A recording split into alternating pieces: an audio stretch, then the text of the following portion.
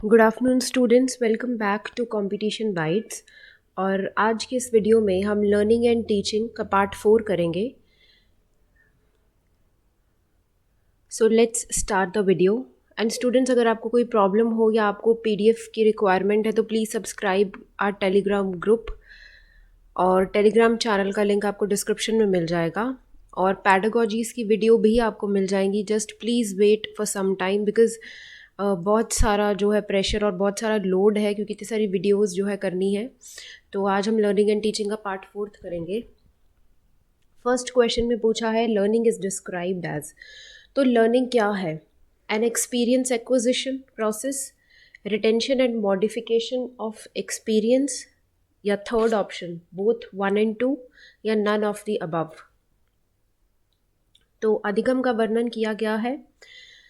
तो आप लर्निंग के लिए जो है इसमें से ऑप्शंस जल्दी से चूज़ कर लो कि लर्निंग क्या है। क्या वो एक एक्सपीरियंस है जिसमें आप कुछ अनुभव करते हो, कुछ सीखते हो, या आपकी जो आपने लर्न किया है उसके अंदर मॉडिफिकेशन होती है, आपके अनुभव का जो है और ज़्यादा जो है मॉडिफिकेशन होता है, या दोनों ही प्रोसेस होते हैं, या फिर इसमें से कुछ भी नहीं होता।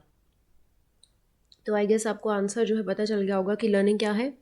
एक, आप कुछ एक्सपीरियंस करते हो, कुछ सीखते हो इस प्रोसेस में, और दूसरा जो आपको आता है उसके अंदर ऑलरेडी मॉडिफिकेशंस होती हैं। सपोज़ अगर मुझे कुछ आता है और मैं किसी और का लेक्चर सुनती हूँ डिटेल में, तो ऑब्वियसली मैं कुछ तो गेन करूँगी ना।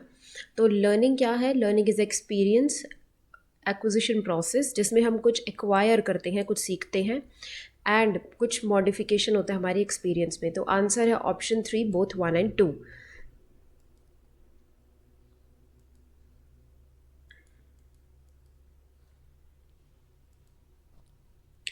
Question number 2। अब जिस दिन आपका एग्ज़ाम होगा लर्निंग टीचिंग का, या आपका कंटेम्प्रेरी इंडिया का, या आपके जो भी और एग्ज़ाम्स हैं, उससे एक दिन पहले हमारे चैनल पर रिवीजन प्रोवाइड की जाएगी 1 और 2 आवर की। तो आप उस रिवीजन को ज़रूर देखो। आपको कोई नीड नहीं है कुछ पढ़ने की, सिर्फ उसी रिवीजन में सब कवर हो जाएगा। क्वेश्चन नंबर 2 में पूछ रहा है Flanders interaction analysis system is an observational tool used to classify the verbal behavior of teachers and pupils as they interact in the classroom। तो फ्लैंडर का जो एनालिसिस सिस्टम था वो एक ऑब्जर्वेशनल टूल था, जिसके अंदर क्या बताया था फ्लैंडर ने कि ये जो मॉडल है, ये जो सिस्टम है, ये यूज़ किया जाता है क्लासिफाई करने के लिए टीचर्स के वर्बल बिहेवियर को, और किस तरह से वो इंटरेक्ट करती है टीचर क्लासरूम में अपने स्टूडेंट्स के साथ, उस चीज़ को एक्सप्लेन करता है। तो क्या आप इस बात से अग्री करते हैं, स्ट्रॉन्गली अग्री करते हैं, डिसअग्री करते हैं, या स्ट्रॉन्गली डिसअग्री करते हैं? इस ऑप्शन को ठीक कर लो, स्ट्रॉन्गली डिसअग्री आएगा यहाँ पे।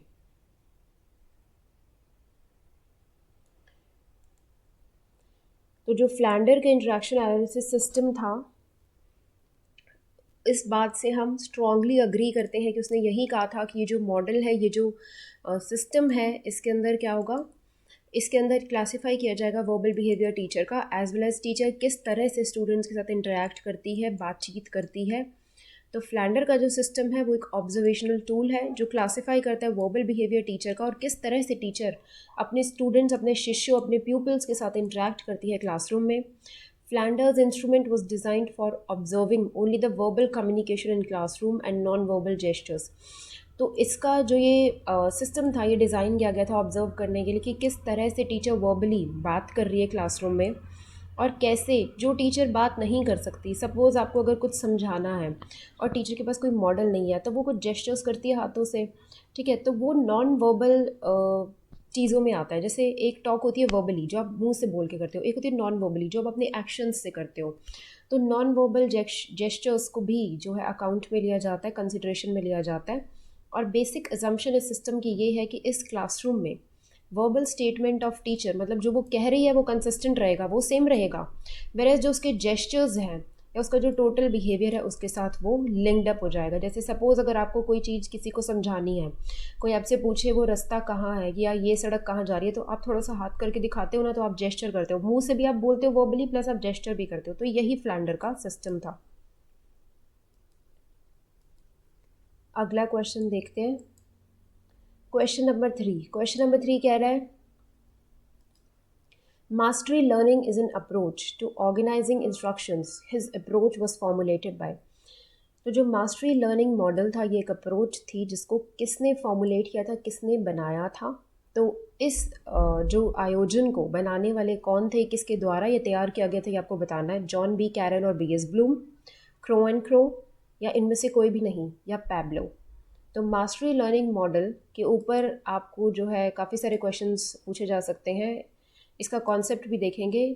और याद रख लो कि मास्टरी लर्निंग मॉडल को किसने बनाया था, जॉन बी कैरल और बी एस ब्लूम ने। अब इसका कॉन्सेप्ट देखते हैं।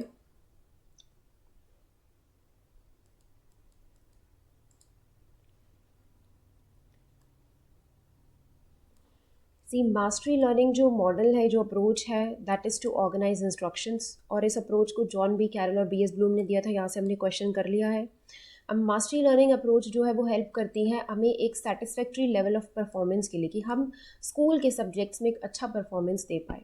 और ये जो मॉडल था, इसको डेवलप किया गया था कि स्टूडेंट्स एक सब्जेक्ट के ऊपर मास्टरी कर पाए। जैसे आपने देखा होगा कि आपको पढ़ाने वाले टीचर्स अलग होते हैं। जैसे किसी टीचर को अगर इकोनॉमिक्स आती है तो दूसरे टीचर को इंग्लिश आती है, किसी और को मैथ्स आता है। तो ऐसे ही ये जो मॉडल है ये यही कह रहा है कि हर टीचर एक ही सब्जेक्ट के ऊपर मास्टरी कर सकता है। और मास्टरी लर्निंग मॉडल में यही कहा गया था कि स्टूडेंट्स को मास्टरी के ऊपर जो है कमांड देनी है। And according to this model, इसका ये एम था कि हर चाइल्ड स्कोर करे 90 to 100%। This is not 10%, this is 100%। And if the child fails, it is the failure of system and teacher. तो इस मॉडल का ये मेन जो है मकसद था, एम था, कि ये मॉडल हेल्प करना चाहता था स्टूडेंट्स को कि वो 90% नॉलेज टू 99% नॉलेज गेन कर सके। और अगर ये चीज़ नहीं हो पाती है, वो मास्टरी नहीं कर पाते हैं, तो इसका मतलब या तो सिस्टम का जो सिस्टम है वो गलत है, या फिर टीचर की मिस्टेक है कि उसने आपको कुछ पढ़ाया नहीं है। The teacher should provide enough time and employ an instructional strategy. अब टीचर को जो है पूरी तरह से टाइम लगाना चाहिए एक कॉन्सेप्ट को आपको समझाने में। सपोज़ हम अब यही पढ़ रहे हैं मास्टरी लर्निंग मॉडल, तो जब तक आपको ये पता ही नहीं होगा कि मास्टरी लर्निंग मॉडल है क्या, तो आप क्वेश्चन कैसे करोगे। अब आपने एक क्वेश्चन देखा कि मास्टरी लर्निंग मॉडल जो है बी एस ब्लूम और जॉन बी कैरल ने दिया था। अगर आप इस कॉन्सेप्ट बाइट को देखोगे तो आपको ये पता चलेगा इसमें से कितने क्वेश्चंस बन रहे हैं। एंड कुछ स्टूडेंट्स मैंने देखा है कि सिर्फ़ और सिर्फ यही देख रहे हैं कि हमें पीडीएफ मिल जाए कहीं से। अगर आपको पीडीएफ मिल भी जाएगी तो आपको कॉन्सेप्ट्स कौन समझाएगा, बिकॉज आपको यही नहीं पता उसका आंसर ये आया कैसे। तो क्वेश्चन वही रहने वाला है, बट उसकी फॉर्म बदल जाएगी। So if you have knowledge of the concept, तो अगर आपको कॉन्सेप्ट पता है, आप कर लोगे। तो आई वुड रिक्वेस्ट कि पीडीएफ पे जाने की बजाय कि मैम पीडीएफ दे दो, पीडीएफ दे दो, कि यहाँ से पीडीएफ ले लो, वहाँ से पीडीएफ ले लो, आई वुड से कि आप कॉन्सेप्ट देखो, आप क्वेश्चंस देखो, उसे समझो, तभी करो। क्योंकि ऐसा नहीं होने वाला कि ये क्वेश्चंस जो है हो सकता है उसकी लैंग्वेज बदल जाए। तो आपको पता होना चाहिए, हो सकता है लैंग्वेज बदल जाए बट होगी वही चीज़, इसके अलावा कुछ नहीं आने वाला। क्योंकि जब बुक में एक चीज़ बताओ, जब बुक में इतना ही आपको बताया गया तो ऑब्वियसली वही से ही पूछेगा ना, बस क्वेश्चन की फॉर्म बदल देगा। तो कॉन्सेप्ट्स पढ़ो और पहले ध्यान से जो है सुनो, उसके बाद पीडीएफ्स करो। ऐसा नहीं है पीडीएफ इकट्ठे करते जाओ और फिर कुछ भी ना आए। तो यहाँ से एक और क्वेश्चन बनता है कि इस मॉडल का ये एम था कि 90 to 99 या 100% जो है बच्चे को वो समझा पाए, मास्टरी करा पाए। और अगर ये सिस्टम ये नहीं कर पाता तो किसकी गलती है, वो सिस्टम की और टीचर की। द टीचर शुड प्रोवाइड, अब टीचर को जो है पूरा टाइम लगाना चाहिए कॉन्सेप्ट आपको समझाने में, और एक इंस्ट्रक्शनल स्ट्रैटेजी बनानी चाहिए कि किस तरह से वो आपको मास्टरी कराएंगे। जैसे सपोज़ कुछ लोग जो है मास्टर डिग्री अटेन करते हैं, जैसे as if I have done MA English then MPhil English. तो ये जो आपके मास्टरी के जो सब्जेक्ट्स हैं, तो उसमें क्या कराया जाता है, उसमें मास्टरी जो है दी जाती है उस जो है सब्जेक्ट के ऊपर, ताकि उसके अंदर आप पूरी तरह से कमांड गेन कर पाए। देन अब ये ऐसा तो नहीं हो सकता ना कि एक दिन में हो जाएगी, तो टाइम स्पेंड करना पड़ेगा। तो time spend on learning is the key to mastery. यहाँ से भी क्वेश्चन पूछ सकता है what is the key to mastery, या मास्टरी मॉडल की जो मेन जो चीज़ है, मेन की है, वो क्या है। That is time. The student should not be allowed to learn next to the next until and unless they have achieved mastery over the present unit। यहाँ से हमने एक क्वेश्चन किया था, अगर आपको याद हो, पार्ट 2 या पार्ट 3 में, जहाँ पे मैंने एक क्वेश्चन डाला था कि मास्टरी लर्निंग मॉडल क्या कहता है, कि एक सब्जेक्ट पे मास्टरी कर लो, उसके बाद अगले सब्जेक्ट पे चलो, या पहले दूसरा सब्जेक्ट पढ़ने लग जाओ और पहले वाला आपको क्लियर ही नहीं है ना। तो इसी लाइन से वो क्वेश्चन है। लर्निंग टास्क और content is divided into small parts of size. तो सी, जो लर्निंग टास्क है, जो भी आपको पढ़ना है, आपने देखा होगा बुक में जैसे इंडेक्स होता है, तो कैसे वो डिवाइडेड होता है ना पार्ट्स में, तो ऐसे ही लर्निंग टास्क को जो है पार्ट्स में डिवाइड जो है वो कर दिया जाएगा। ठीक है। एंड तब आपको जो है प्रॉपरली कंटेंटमेंट, मतलब एक बहुत ही जो है अच्छे तरीके से वो चीज़ समझाई जाएगी टाइम लगाकर। And the teacher should be child centric. अब देखो टीचर कैसे काम करेगी, या चाइल्ड सेंट्रिक मतलब टीचर किस पे फोकस करेगी, बच्चे पे, क्योंकि मास्टरी तो बच्चे को करनी है ना उसके ऊपर, उस कॉन्सेप्ट के ऊपर। तो आई होप आपको सारे क्वेश्चन यहाँ से क्लियर हो गए होंगे। Next question, maximum participation of student is possible in teaching through, see, lecture method, textbook method, audio visual method, या discussion method। तो मैक्सिमम पार्टिसिपेशन जो स्टूडेंट की है वो टीचिंग में कब पॉसिबल होगी, मैक्सिमम पार्टिसिपेशन कब पॉसिबल होगी, जब आप उसे लेक्चर दोगे। अब जैसे टीचर लेक्चर दे रही है, तो बच्चा तो सिर्फ सुनेगा ना। टेक्स्ट बुक में तो वैसे ही ध्यान नहीं लगता, ऑडियो विजुअल एड्स की कुछ सुना दिया या कुछ देख लिया, उससे ज़्यादा पार्टिसिपेट करेगा डिस्कशन मेथड। ऑब्वियसली अगर आप स्टूडेंट को एक टॉपिक दे दो, सपोजिंगली कि मैं बोल दूँ कि कोरोना के ऊपर डिस्कशन करो, तो ऑब्वियसली बहुत सारे स्टूडेंट्स पार्टिसिपेट करेंगे, कोई उसके पॉजिटिव पॉइंट्स बताएगा तो कोई नेगेटिव बताएगा। तो डिस्कशन मेथड बेस्ट जो है टेक्निक है जिससे स्टूडेंट्स जो है पार्टिसिपेट करेंगे टीचिंग के प्रोसेस में, और टीचिंग को इंटरेक्टिव बनाएंगे या उस कॉन्सेप्ट को वो समझ पाएंगे। तो आंसर है ऑप्शन नंबर 4। क्वेश्चन नंबर 5 कह रहा है learning process that occurs through association between environment stimulus and a naturally occurring stimulus। तो see, learning process that occurs through association between environment stimulus and naturally occurring stimulus को क्या बोलते हैं, operant condition, classical conditioning, social conditioning, या cognitive conditioning. तो क्या बोलते हैं इसे, तो इस प्रोसेस को क्या बोला जाता है जिसके अंदर एनवायरनमेंट स्टिमुलस और नेचुरली अकरिंग स्टिमुलस का जो है एसोसिएशन है, जुड़े हुए हैं, इसे क्या बोलते हैं, क्लासिकल कंडीशनिंग। आपकी जितनी भी थ्योरीज हैं इसके अंदर, उसके ऊपर मैं सेपरेट वीडियो बनाऊंगी, तो प्लीज़ आप उस वीडियो को ज़रूर देखना क्योंकि वो बहुत इन्फॉर्मेटिव होगी। Question number 6, which of the following is not a characteristic of evaluation. तो इसमें से कौन सा मूल्यांकन की विशेषता नहीं है, it is not confined of classroom, it is confined to classroom, sorry, it is comprehensive concept, या it is compound objective observation। तो कैरेक्टरिस्टिक क्या है इवैल्यूएशन का, ये कक्षा तक ही सीमित है या कक्षा तक नहीं है सीमित, या एक बहुत कॉम्प्रिहेंसिव कॉन्सेप्ट है, बहुत लंबा कॉन्सेप्ट है, और it is a compound objective, यह यौगिक उद्देश्य अवलोकन है। तो क्या है कैरेक्टरिस्टिक इवैल्यूएशन का, जल्दी चूज़ करो। तो इवैल्यूएशन का प्रोसेस क्या होता है, ऑब्वियसली इवैल्यूएशन टीचर कब करती है, जब मैं आपको कुछ पढ़ा दूंगी। मैं सपोज़ मैं आपका एक मॉक टेस्ट रख दूँ, मैंने आपको लर्निंग टीचिंग के सपोज सारे पार्ट्स पढ़ा दिए और मैं एक मॉक टेस्ट रख देती हूँ, तो ऑब्वियसली वो क्या होगा, एक इवैल्यूएशन। जब आप उसको करोगे तो मैं इवैल्यूएट करूँगी ना कि आपको कितना समझ आया। तो it is confined to classroom. तो इवैल्यूएशन क्या होता है, मूल्यांकन है जिसके अंदर टीचर ये देखता है कि बच्चे को कितना समझ आया है।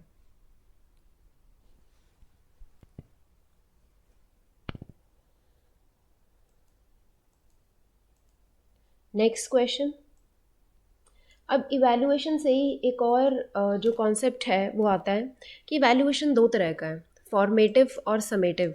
आई होप आपको पिछली वीडियो में भी ये कॉन्सेप्ट याद होगा, मैंने समझाया था कि फॉर्मेटिव इवैल्यूएशन टीचर कब करती है, जब टीचर पढ़ा रही है। सपोज़ मैं अभी पढ़ा रही हूँ, इफ़ पॉसिबल अगर मैं आपसे क्वेश्चन पूछ सकती और आप मुझे आंसर कर सकते, तो वो होता है फॉर्मेटिव इवैल्यूएशन। मतलब मैं कुछ पढ़ाते पढ़ाते आपसे क्वेश्चन पूछ लूँ, आपसे कॉन्सेप्ट पूछ लूँ कि आपको समझ आया कि नहीं आया। सपोज़ टीचर क्लास में कोई टॉपिक पढ़ाती है और फिर उस पर ही क्वेश्चन पूछ लेती है, fill in the blanks, true false या ऑब्जेक्टिव टाइप, तो वो होता है फॉर्मेटिव इवैल्यूएशन। मतलब फॉर्मेशन, जब टीचर फॉर्म कर रही है कुछ, आपको कुछ पढ़ा रही है, आप उस नॉलेज को भी फॉर्म ही कर रहे हो अपने दिमाग में, तब आपसे पूछ ली गई।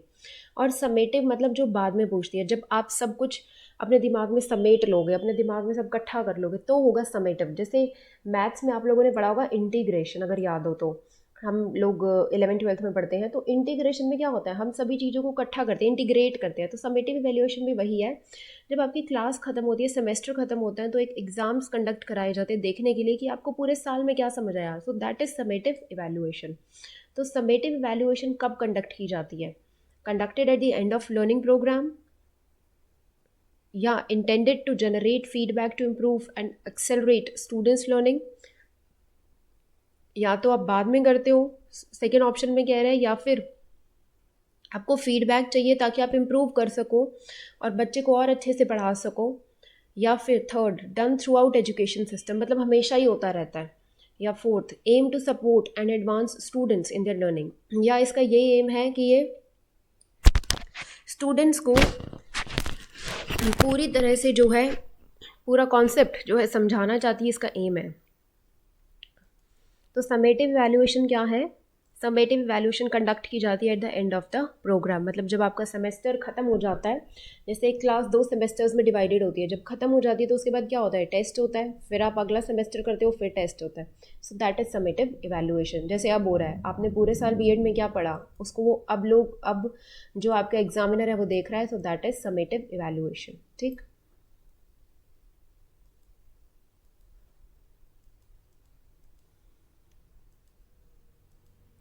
8th question.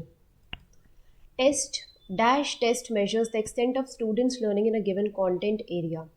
तो कौन सा टेस्ट है जो मेजर करता है कि स्टूडेंट का एक्सटेंट, कि कहाँ तक, किस एक्सटेंट तक उस स्टूडेंट को उस कंटेंट में जो लर्निंग का जो कॉन्सेप्ट है वो समझ आया है। Is it first option achievement test, 2 aptitude test, 3 diagnostic test, या डी फोर्थ रेडीनेस टेस्ट? तो कौन सा टेस्ट है? So that is achievement test. Achievement test ये मेजर करता है कि किस एक्सटेंट तक जो है स्टूडेंट को जो कॉन्सेप्ट है वो समझ आया है। आई होप आपको क्लियर हो गया होगा, और ये क्वेश्चन बहुत इंपॉर्टेंट है। तो अचीवमेंट टेस्ट वो टेस्ट है जो मेजर करता है एक्सटेंट, जिस एक्सटेंट तक स्टूडेंट को जो है कॉन्सेप्ट समझ आया है।